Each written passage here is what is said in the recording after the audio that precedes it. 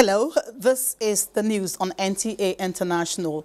I am Nancy Godi Angonihu, and on sign language is John Bamidele. First, the headlines. Nigeria and South Africa deepen ties as President Bola Tinubu receives President Cyril Ramaphosa before leaving Johannesburg. Hundreds protest in Kenya over tax increase bill. Plus, Russian President Vladimir Putin visits Vietnam, signs multiple agreements.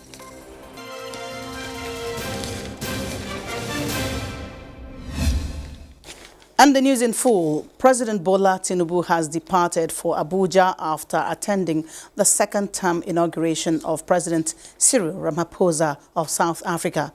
We'll keep you updated in our subsequent bulletins.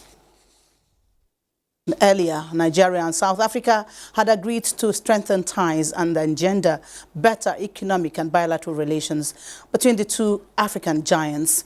This was during a meeting between President Bola Ahmed Tinubu and his South African counterpart, Cyril Ramaphosa, in Johannesburg. State House correspondent Musbah Badamrahab reports that the host president met President Tinubu to personally appreciate his presence at the inauguration of the country's 7th administration. Let's now join Musbah Badamrahab for more.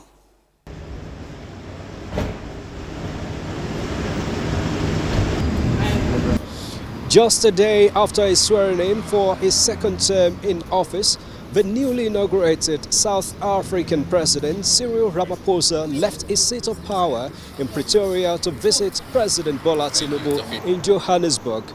This was an ironic situation of the host president visiting his guest in his own country, and that underscores how important the visit of President Bola Tinubu is to the host president attending his inauguration for a second term in office. Now, after the exchange of pleasantries between the two leaders of the two giant African countries, they went into a closed door for close to an hour to talk on new areas of relations between the two countries.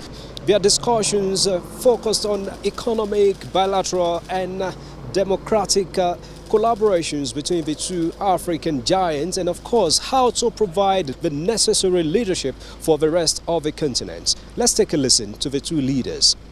Forming a government of national unity to stabilize the polity, and that is coming at a very challenging time for the rest of us in Africa to really come up with collaborative economics that will help our downtrodden and vulnerable people.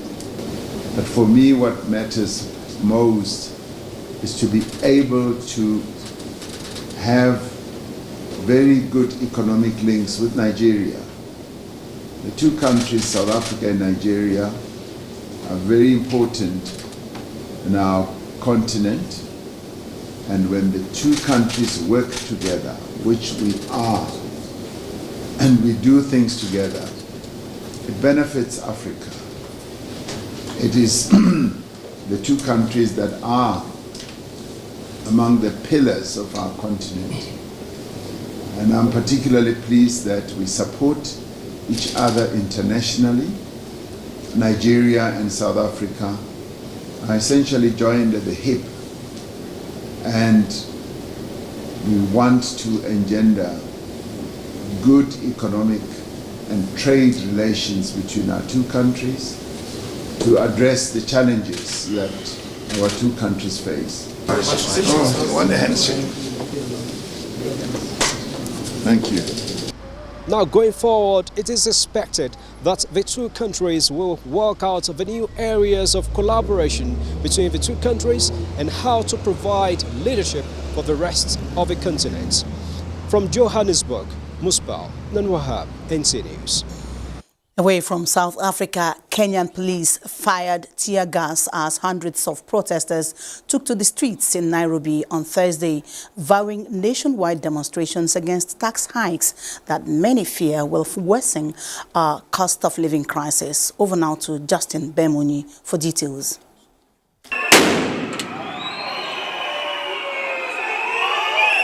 The cash-strapped government of President William Ruto agreed to make concessions on Tuesday after hundreds of mostly young protesters clashed with the police in the capital. But the government will still go ahead with some tax increases and has defended the proposed hikes as necessary for filling its coffers and cutting reliance on external borrowing. Protesters have vowed to stage demonstrations across the country, including in the Indian Ocean city of Mombasa and the lakeside city of Kisumu, both opposition bastions. The authorities have blocked several roads near Parliament in Nairobi and deployed a heavy police presence after lawmakers began debating the bill on Wednesday. Protesters in Nairobi said they would march to Parliament, which must pass the final version of the bill before June 30. A Parliament source told reporters that a vote on the proposals was expected on June 27. Justin Bemunyi, NTA News. Chadian President Mahamat Déby Itno has visited the site of an explosion that killed 9 and injured more than 40 at a military ammunition depot in the capital overnight. The explosions started late Tuesday at the depot in Jamena. He thanked emergency responders during his visit, saying it could have even been worse. We have set up an investigation team.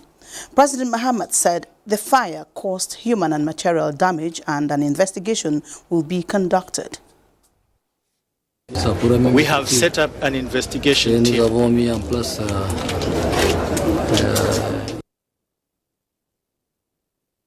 Chad, a country of nearly 18 million people, has been reeling from political turmoil before and after a controversial presidential election that resulted in Déby Itno's victory.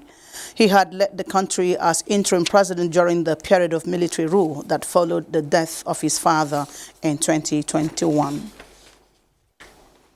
French President Emmanuel Macron is joining several African leaders on June 20 to kick off a planned $1 billion project to accelerate the rollout of vaccines in Africa after the coronavirus pandemic exposed gaping inequalities in access to them. Justin Bemunyi reports. The launch of the African Vaccine Manufacturing Accelerator, which will provide financial incentives to vaccine manufacturers, offered a momentary break for Macron from domestic political concerns as legislative elections loom on June 30 and July 7. Many African leaders and advocacy groups say Africa was unfairly locked out of access to COVID-19 treatment tools, vaccines and testing equipment that many richer countries bought up in huge quantities after the pandemic swept the world starting in 2020. WHO advocacy groups and others want to help Africa get better prepared for the future, which many health experts say is inevitable. When the coronavirus pandemic began, South Africa was the only country in Africa with any ability to produce vaccines, officials say, and the continent produced a tiny fraction of all vaccines worldwide. WHO failed in its efforts to help countries agree to a pandemic treaty to improve preparedness and response to pandemics before its annual meeting last month. The project was shelved largely over disagreements about sharing of information about pathogens that cause epidemics and the high-tech tools used to fight them. Thursday's event in Paris also aims to help give a funding shot in the arm to Gavi, the Vaccine Alliance, a public-private partnership that helps get needed vaccines to developing countries around the world. Gavi says the project aims to make up to $1 billion available over the next 10 years, help boost Africa's manufacturing base, to improve global vaccines markets and improve preparedness and response to pandemics and outbreaks like HIV, malaria, TB, and COVID-19. Justin Bemunyi, NTA News. Russia and Vietnam have pledged to deepen ties as President Vladimir Putin made a state visit aimed at bolstering his alliances to counter Moscow's growing isolation over the war in Ukraine. Here again is Justin Bemunyi with details. Putin traveled to Vietnam, a close ally of Moscow since the days of the Cold War, from a summit with North Korea's Kim Jong-un, where he won a pledge of full support on Ukraine and signed a mutual defense pact. The Russian leader did not receive such a clear public declaration of support in Hanoi, but Vietnamese President To Lam indicated a desire to boost defense cooperation.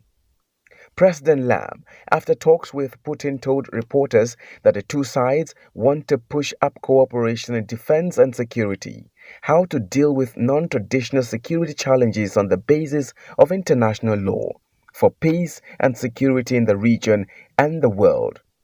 He added that Moscow and Hanoi will fight challenges together in compliance with international law. Moscow has been Vietnam's main arms supplier for decades, accounting for more than 80% of imports between 1995 and 2023. But orders have dropped off in recent years as international sanctions related to the Ukraine conflict have intensified. Lam and Putin signed around a dozen cooperation agreements ranging from education to justice and civil nuclear projects. Putin told reporters the talks were constructive and that both sides had identical or very close positions on key international issues. In the meantime, during the visit, Putin and Vietnamese President To Lam met with graduates of Soviet and Russian universities.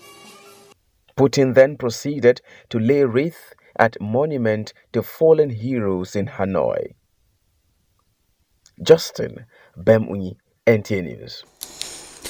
The United States and China are holding high-level talks on anti-narcotics cooperation following a breakthrough in bilateral work this week that saw them jointly go after a major drug-linked money laundering operation.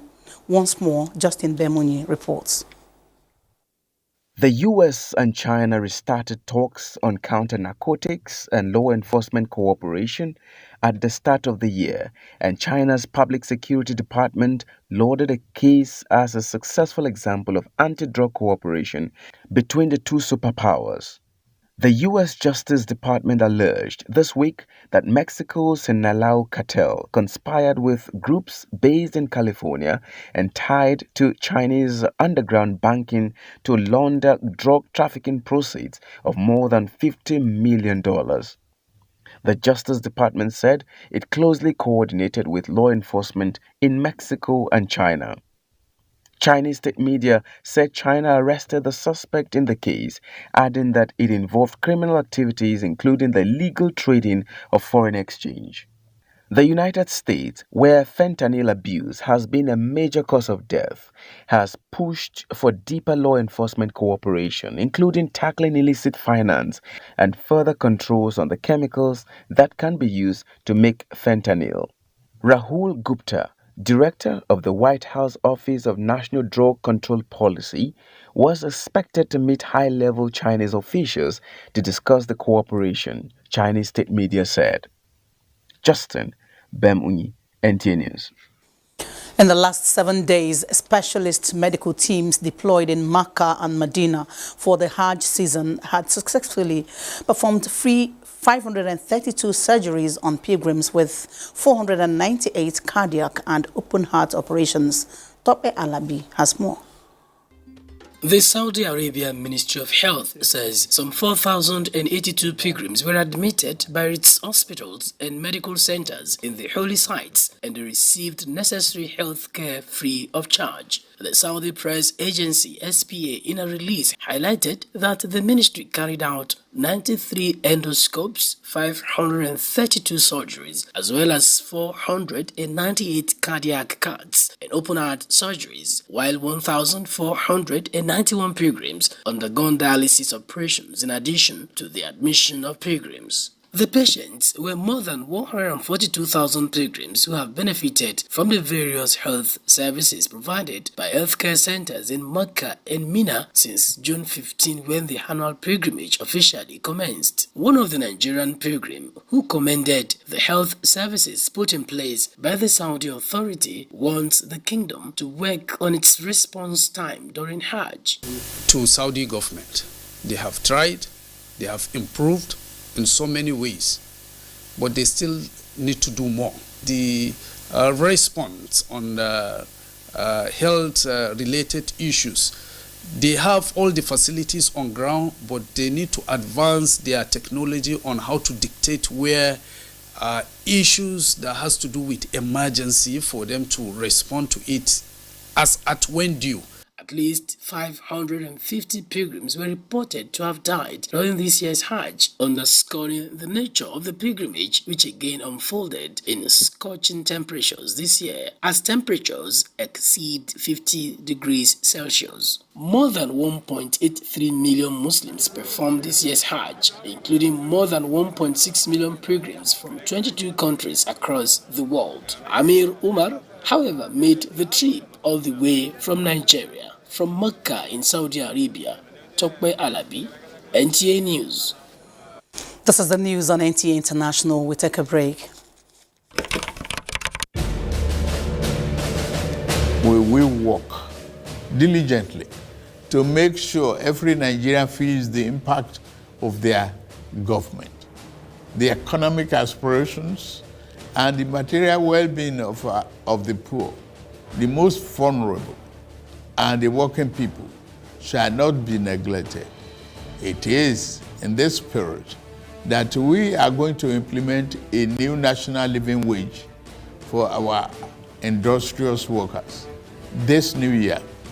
It is not only good economics to do this, it's also a morally and politically correct thing to do.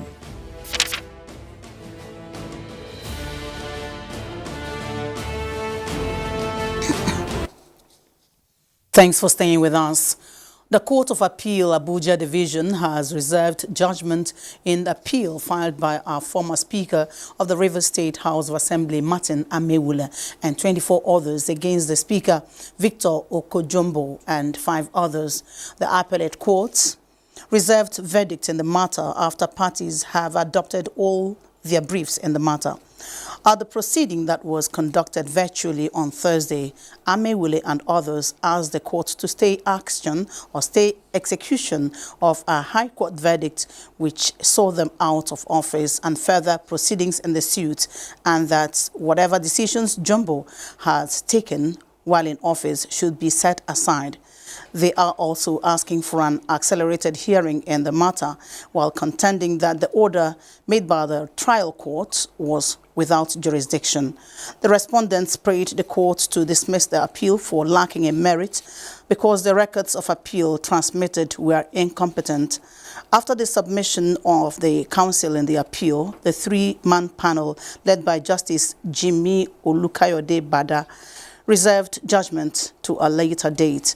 The appellate court had, in a ruling on June 14, ordered that all parties in the suit maintain status quo and cease every form of hostilities until the matter is heard and decided.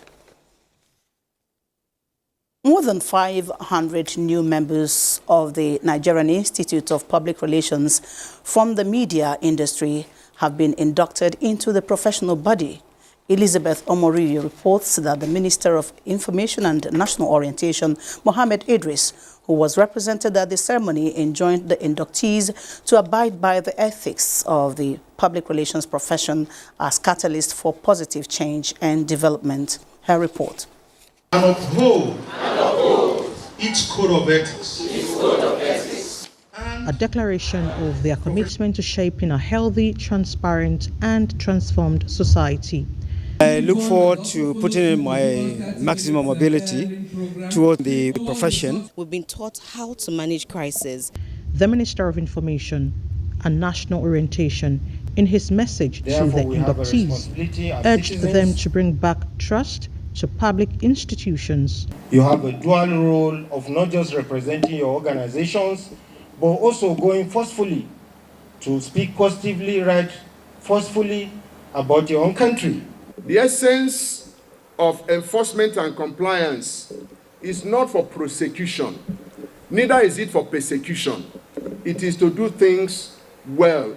As you join the profession, you would acquit yourselves honorably, in line with the ethics of the profession. Muhammad Kudu Abubakar, in his paper on ethics, noted that enforcing the NIPR Act is sacrosanct. Encourage the free circulation of public information and preserve the integrity of channels of communication. We will expect inductees to be alert, to be part of our enforcement drive. The second phase of the special Diamond Anniversary induction will hold on the 11th of July 2024. Elizabeth Omori, NTA News. Education and capacity building have been identified as necessary tools for the advancement of public service in Nigeria. These were some of the issues raised at the public lecture in commemoration of the 2024 Civil Service Week celebrations with the theme, Educate an African Fit for the 21st Century, Building Resilient Education Systems for Increased Access to Inclusive, Lifelong, Quality and Relevant Learning in Africa. Hamman Jabani reports. This year's theme no doubt underscores the critical role education plays in shaping the future of African continent. It is not only unlocks the potentials needed to navigate the ever-advancing complex world, but also enhance socio-economic transformation. In his presentation, Chairman, Governing Council, National Open University of Nigeria, Emeritus Professor Peter Okebokola says skills, attitude and value needed for the workplace and survival by 2050 include critical thinking and problem solving, collaboration and teamwork, digital literacy, resilience and stress management, entrepreneurship, among others. How will we educate our civil servants who are the engine of development in a way that they will be well kitted and with good values to attain that beautiful world I anticipate of 2050? You know, with the new performance management system, we expect that they would have a certain number of courses annually that they will take part in before they can be presented for promotion. So that e-learning platform also will help them pace their own learning. The quality of products from these institutions directly impact on the quality of service, quality of manpower of the service, and therefore the quality of services provided in these countries. Stakeholders say the reforms put in place by the head of the civil service of the Federation will not only change the Nigerian public service, but will help in identifying leaders as well as overcoming challenges of seeing to the implementation of policies and programs of government. The world does not stand still.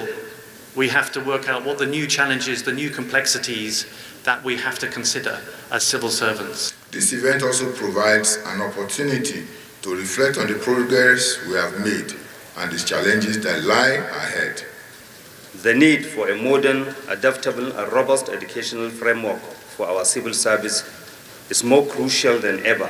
Speakers are in agreement that to sustain and consolidate the core values of accountability, meritocracy, professionalism, loyalty and efficiency in the public service, Nigeria's education must be tailored towards catching up with modern trends. Hamman Jabani, NTA News. The Brain and Body Foundation has joined advocacy for advancement in sickle cell treatment and care in Nigeria. Uche Ugochukwu reports that a symposium was held in Abuja where both experts and warriors shared experience and charted a way forward. Sickle cell disease affects millions worldwide, and research has shown that Nigeria bears a huge burden of the scourge. These experts and advocates say calls for improved access to quality healthcare and innovative treatments for sickle cell patients in the country, highlighting the need for increased research funding, better management practices and reduced stigma around the condition. We need to improve the capability of our laboratories to make correct diagnosis, because that's an area I didn't mention, but it's a big problem. Correct diagnosis, early diagnosis, and provision of comprehensive care is a start of a bigger step towards making sure that there is better health care across board for individuals with sickle cell disease. A panel, which includes a 58-year-old warrior, pushed for greater awareness and support and the urgent need for change in the management of sickle cell disease in the country. So if there's going to be a policy on subsidy of drugs, medication, even for general hospitals for all use, I think that would be a nice step for the government to take. The government must be ready to take that sickle cell disorder as a major health concern, just as they do for other ailments, AIDS, HIV/AIDS, malaria, tuberculosis. They agreed that the fight against sickle cell disease requires collective efforts and dedication. Uche Ugochukwu, NTA News. National Association of Nigerian Students, NANS, has lauded President Bola Tinubu's efforts to reconstitute tertiary institutions' governing councils. A statement by the national president of the association described the development as a clear demonstration of the President Tinubu administration to reinvigorate the glory of Nigerian education. He also said the move would help in addressing a myriad of problems bedeviling the academic institutions, as well as improving the well-being of the academic system in Nigeria. While congratulating the new reconstituted governing council, the association urged them to run an open-door policy and engage students' organizations to fast-track successful implementation of the program to facilitate sustainable development in the sector.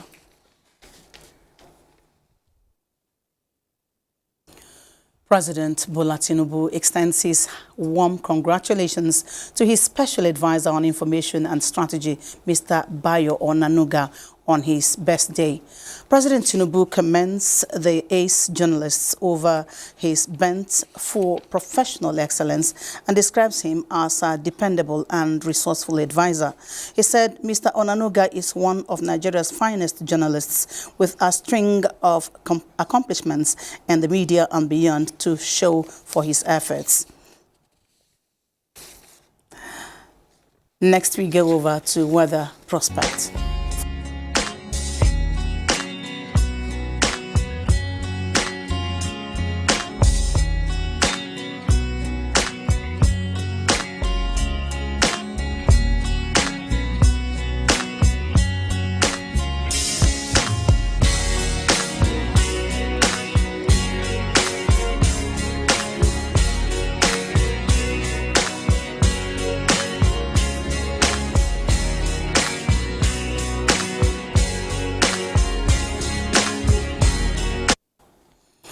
That's it on the news. On behalf of John Bamidele, who's been on sign language, this is Nancy Godiangwanihu, thanking you for watching.